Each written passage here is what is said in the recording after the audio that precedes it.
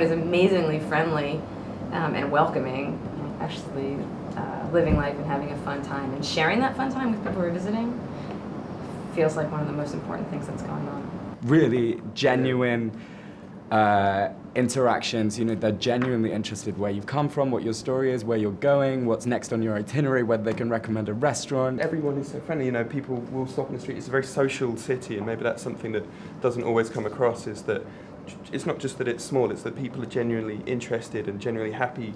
Whoever we've met, whether it's been on an official tour or whether we've just been jumping in a taxi, everyone's like, your first time, come back, we hope you enjoy it, and that's an important thing to take away, I think. To find some balance between multicultural feelings and the scene and maybe some real Israeli thing about the roots, something to get in each way multicultural and Israeli too. During the course of this trip, I've heard a lot about Tel Aviv being the bubble, and a lot of times I felt I could actually be in Cape Town, or it would be nice to feel a bit more Israel. When I arrived, honestly, since the first minute I say, where's the police? Where's the problems? I feel completely safe, and today I went alone to the beach.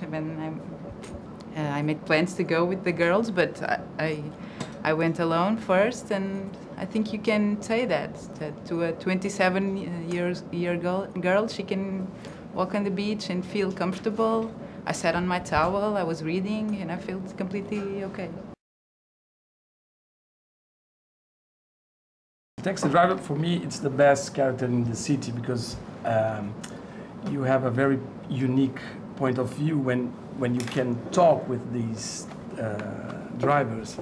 And in 5 different times, 4, it was not a real good experience. In my opinion, they need to train more. Tel Aviv is a great city, it feels like, to explore on foot, except for the heat. But where you can walk around, and if there, I don't know, if there were a couple more signs in English to kind of help you feel like you could go on your own, that would make it feel more welcoming, especially because you are battling against that image of it's Israel, so it's not safe, and you can't be on your own. And but I felt very safe as well. When we visit Bialik Museum, honestly, it was, for me, a waste of time because it was impossible to understand one word.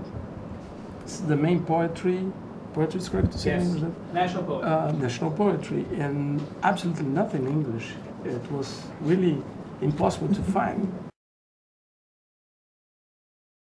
I'm not an architecture junkie, but I had no idea that Tel Aviv had this architectural heritage, most of which is less than 100 years old. That's something that more people should know about.